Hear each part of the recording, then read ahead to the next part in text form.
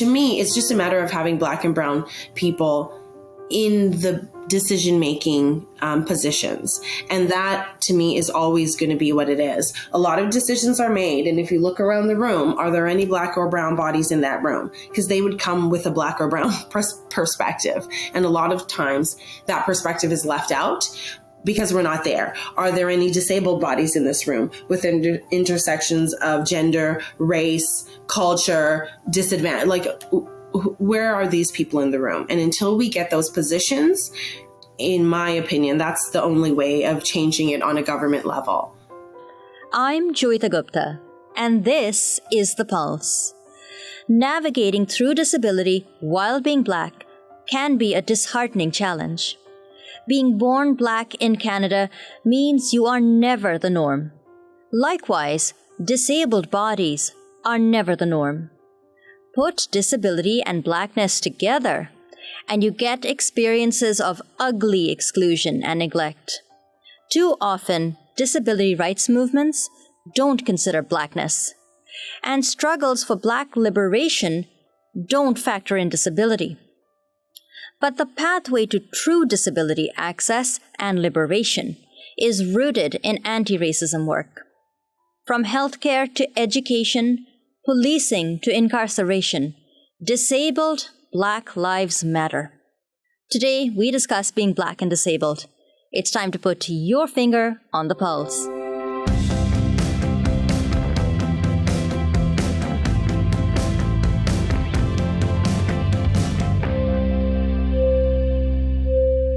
Hello and welcome to The Pulse on AMI Audio. I'm Joeita Gupta and I'm joining you again from the Accessible Media Studios in Toronto. I'm in Studio 5 and you've got some multicolored squares on a black background, and I'm wearing a sort of a brownish sweater with a zip down the front. So it's really warm and cozy.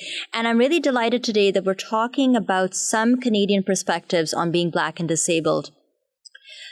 I find that when we have conversations, especially in the context of Black History Month, that many of the voices we hear discussing the intersection of being Black and disabled tend to be from the States. And I've made an effort this year to try and feature Canadian voices, Canadian stories, and Canadian perspectives.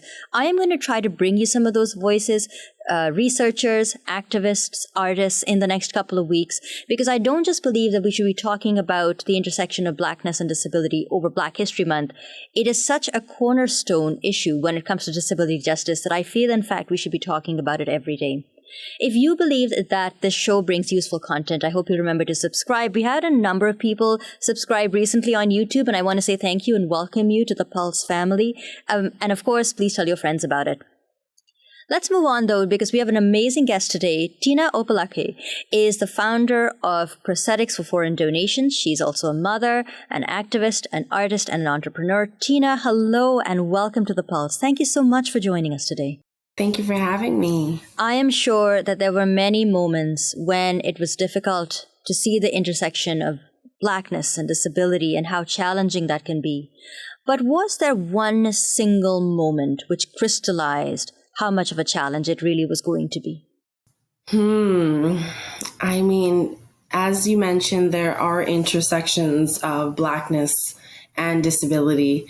And if I was going to crystallize a moment, it would be trying to get my son his first prosthetic. I am somebody with invisible disabilities, as I was born with club feet. So, my disabilities aren't recognized. And he was trying to walk and kept, injuring himself because he did not have a prosthetic, and he has a femoral deficiency, which makes his right leg 70% shorter than the left. And I was advocating for him as a mom, as a disability advocate, and they told me, no, he cannot get a prosthetic. He's too young. And they threatened to call the police on me because I am somebody, I stand firm in my beliefs and I'm not easily swayed. But that would be just one situation where, as Canadians, it's our right to get prosthetics. And, just the threat of the police is something that is used against people of color in general to scare us. And I was like, yeah, call them. Absolutely. So that's just one instance, and such a disheartening experience. Because it was our first time at a prosthetic studio ever. Mm-hmm. And that was memorable in the worst ways. I just hope your son doesn't remember it, but it must have been very traumatizing for you as a mom who was just trying to do the right thing by her son. Was it one of those moments where you really felt like your knowledge about what your son needed was not treated with as much respect as the authority of, let's say, a white male physician who perhaps thought they knew better than you did what your son needed? And well, that's the lack of humanity and the lack of empathy that exists. It's also when you oppose somebody of authority. I myself am an academic, and I will walk in a pair of Jordans and a sweatsuit, and I don't need to wear my Louis Vuitton just to be acknowledged as somebody of caliber. But for my son, I actually made it fun. He wouldn't have known anything. We were doing headstands in the room, and, I had brought snacks. So I just made it a fun experience, but still advocated for him.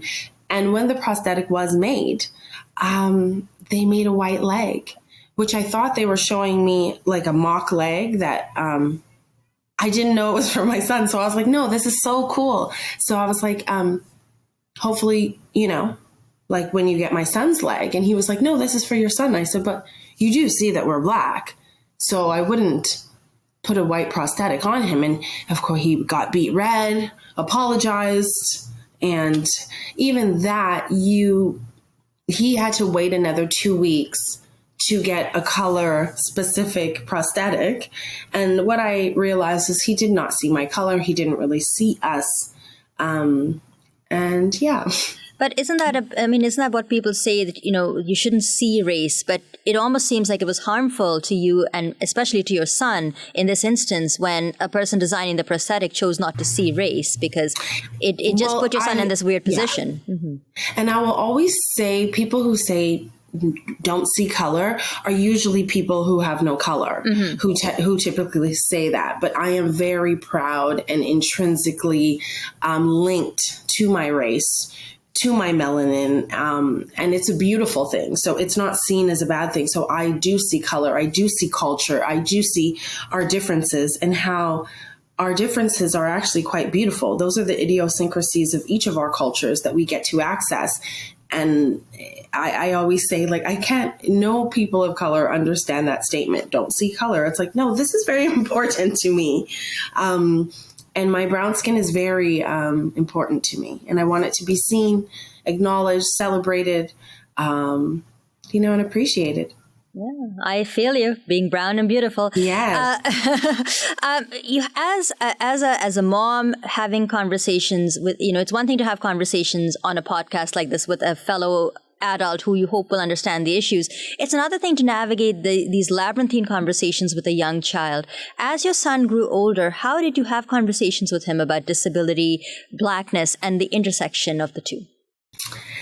A lot of things are in life experience. So for me, when situations come up, we have conversations about them in that moment, so we can unpack them, whatever may have happened, where, maybe we've asked for a seat. When we chose to take the bus, we parked our vehicle just because we were going downtown, and, his leg was tired. He is a right leg below knee amputee, and we asked for a seat. And, the people kind of shrugged us off, like, why should I give you my seat? And they were seated in the disability seating, the accessible seating on the bus. And, so we had to let him know, like, you're seated in his seating and you need to get up, So also just to let him know that person sometimes doesn't value us as people, so they don't also see you. So you do have to stand your ground, but with respect and love. And we talk about that after that. So those little kind of microaggressive moments don't seem that significant to others, but when they happen in multiple occasions, sometimes anywhere from 5 to 25 times a day, depending on how many people you're around, we have to unpack these microaggressions that sometimes become very heavy. Because there's a trend you start to see. And it's not just a trend in the life of one person, it's a trend that many people who are Black and disabled might face. How effectively has the disability rights movement, would you say, grappled with issues around race and Blackness in particular? I mean, there are a lot of amazing activists, Dr. Cyrus Marcus Ware, Sarah Jama, who's doing great things in Ontario, that there are, the more of us, and the representation, of course, matters. And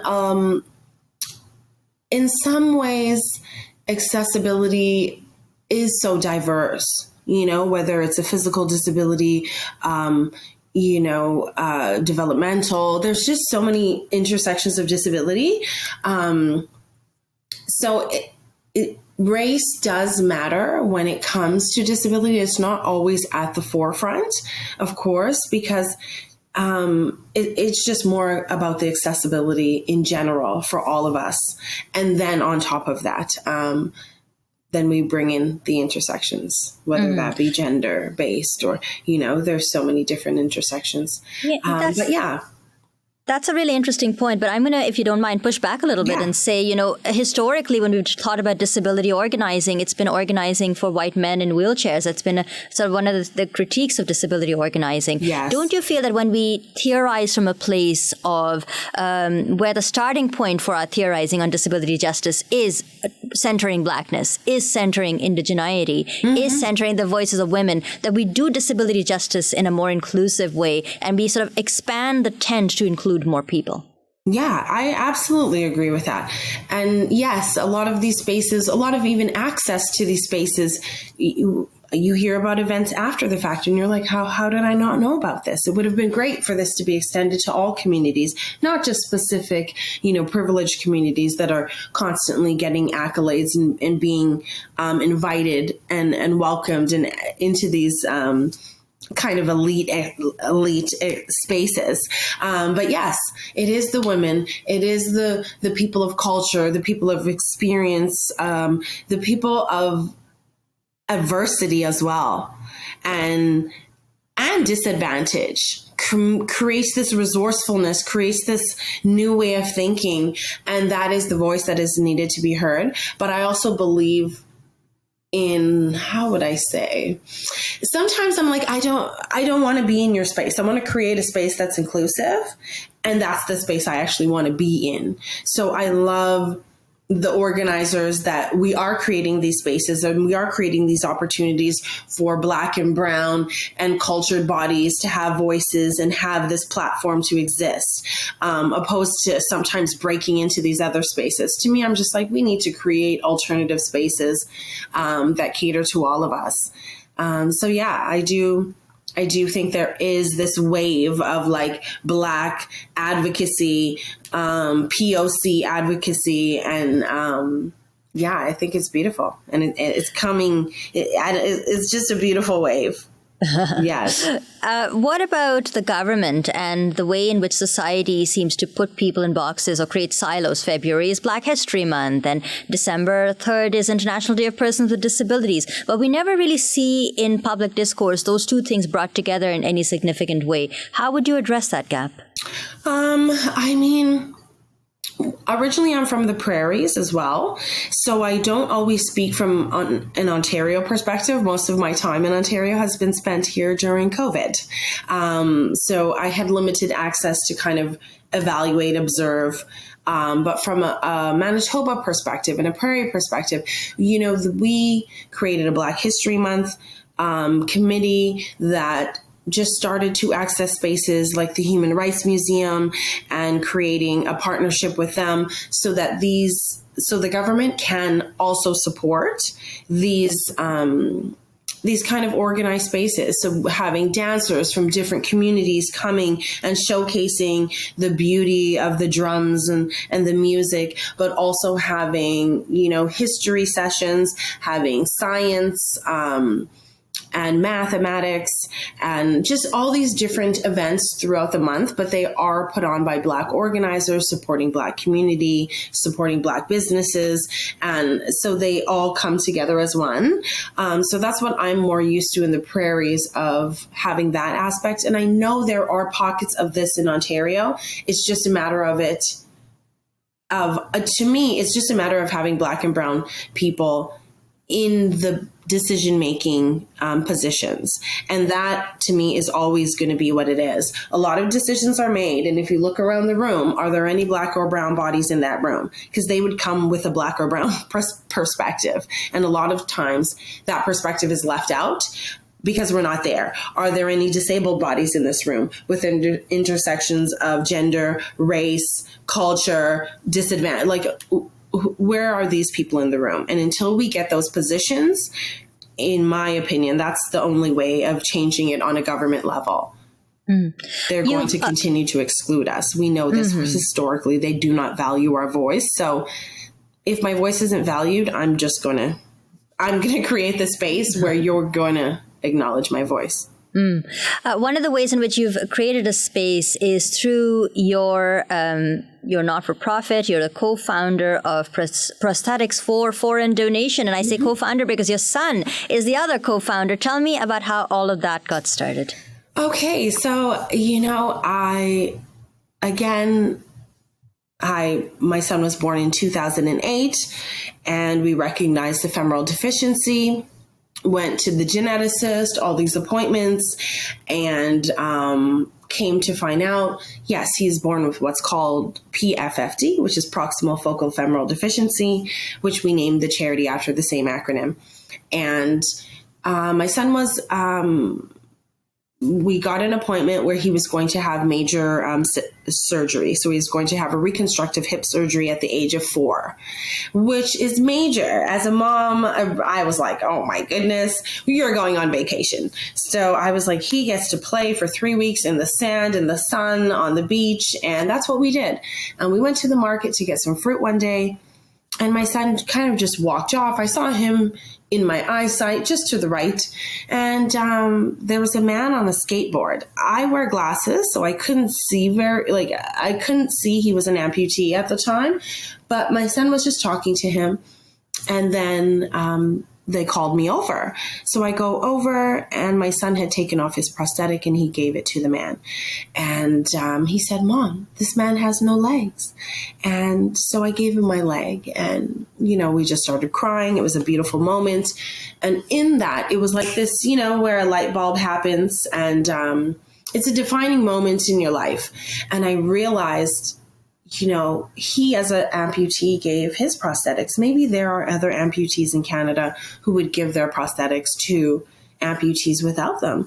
And we can get these used prosthetics and repurpose them to prosthetic clinics in Africa and the Caribbean, all over the world, and be a part of this kind of global community and have our global footprint in that aspect. And that is really how PFFD started, is just my son having a really beautiful heart and giving away his own prosthetic on vacation. And yeah. And 12 years later, this is where we are. Your son sounds like he's an incredible person, which makes sense because he has an incredible mom. Yeah, thank you. If someone wanted to donate a used prosthetic, because I know you can't reuse prosthetics here in Canada, that's not allowed. No. But if someone wanted to go through PFFD and donate a prosthetic, how would they go about doing that? Yeah, so you could always contact us through our email, which is prostheticsffd@gmail.com. Or you can go through the website, which is www.pffdinc.com. And on any of our social medias at PFFD Inc., you can always drop us a DM. We're always, monitoring all these locations. And we are hoping in the future what our true purpose with PFFD is to start a repurposing program where prosthetic clinics, we have pickup service, the same way the garbage man or the recycling is picked up on a schedule. We would love every prosthetic clinic to stop throwing away reusable prosthetics. We can really bring down the waste that goes into the landfill to keep Canada beautiful for the future generations, our children's children. And so we would love to start this so it goes across the entire country. And I believe a repurposing program should be in effect, and PFFD is in the manifesting stages of this. I think it's an excellent idea. I also know that, amongst other things, you are a spoken word artist, and you have been kind enough to share a bit of your work with us. So why don't you go ahead and set it up for us and do a bit of spoken word for us? Thank you. Yes. So when I perform, my name is Kun Titi Okpaleke, and the poem I'm going to share with you guys is called Real. And it really just has to do with unpacking, really being real with yourself and what your purpose is. So this is real, and I hope you enjoy it. Teach the youths to stand up tall, however big or small, fighting for human rights and justice for all. Whether you are brown, black, gay, queer, hybrids in shapes and forms from near and far, I was born a natural sister. Beaming, gleaming, kind of like Afro sheening, back tattooed with tribal meanings, just real. And as I stare into the depths of my mind, as inspiring spirits, they infest me with rhyme. I know that at this very moment in time, all this power is mine. Divine, spontaneous influence, all in full shine. I know it's as easy as being heard, but do you understand the meaning of my words? From the look of my eyes to the body language that I speak, my ups and my downs, my weakness and my freak. I'm not a simple woman. It's rather complicated. Some of them, they love me, and to others, I am hated. Memories, they keep getting faded and faded and faded. You keep those you want to keep. Dreaming is sweet, but when you're dreaming, you're really not asleep. See, in my dream, I was running. When I woke, I was tired. In my dream, I was writing. When I woke, I was inspired. Inspired to rise to the highest of heights, spreading my wings, allowing my dreams to take flight, leaping faithfully into the depth of my own fright. Ooh, I feel cooler than the darkest of night. And in this space, I am stealth with an abundance of soulful wealth. Here I rise, and to I, this climb is no surprise. It was predestined in my book of life. And in this book, I teach the youths to stand up tall, however big or small, fighting for human rights against the injustice system for all. So whether you are brown, black, gay, queer, hybrids in shapes and forms from near and far, we were all born natural brothers and sisters, beaming, gleaming, kind of like how my mom stays Afro sheening, kind of like how my back's tattooed with tribal meanings. Just real. Yeah, just real. Thank you. Wow, that was just amazing. I cannot believe that was just wow. I have no words. So cool. I'm so sad we have to go because I could have had you do another one and another one. Thank you for having me. This was a beautiful conversation, such an important conversation, and especially with Black History Month. Yes, I do want to see so many events that include Blackness and disabilities, incorporated. And a part of that is PFFD has to exist so that it can be that. Absolutely. Hey, Tina, thank you very much for being on the program today. Thank you. Tina Opalake is the co-founder of PFFD, Prosthetics for Foreign Donation. As you heard, an absolutely amazing spoken word artist, academic, entrepreneur, and mom. And you can, of course, go and check out the PFFD website and keep up with some of their work. And if you have a prosthetic you want to donate, you can find them online and make that donation. It's been great having you here on the program. Thank you so much for joining us today. That is about as much time as we have for the show. And before I go, I wanted to let you know that you are free to subscribe to this channel. You can find us on YouTube, on any of your favorite podcast platforms as well. And make sure you subscribe so you can get more content from us. We put out new videos every week. In addition to that, we want to get your feedback. You can write to us at feedback@ami.ca. You can find us on Twitter at AMI Audio. Use the hashtag PulseAMI. If you want to find me on Twitter, you can find me at Joeita Gupta. And if you feel like giving us a call, you can give us a ring at 1-866-509-4545. That's 1-866-509-4545. And don't forget to leave us permission to play the audio on the program. As I said, we're going to wrap it up for today, but I'm going to try over the next couple of weeks to bring in other voices and perspectives from the community in Canada, comprising Black and disabled voices. And of course, I have a couple of great suggestions over the course of this show, but others as well. And so I hope you'll be tuning in for more content as we explore what it means to be Black and disabled here in Canada. On behalf of the team, I've been your host, Joeita Gupta. Thanks for listening. The Pulse this week was produced by Matthew McGurk, who is our videographer, Mark Aflalo, who is our technical producer, Ryan Delahanty, who is our podcast coordinator, and Andy Frank is the manager for AMI Audio. And I've been your host, Joeita Gupta. Thank you.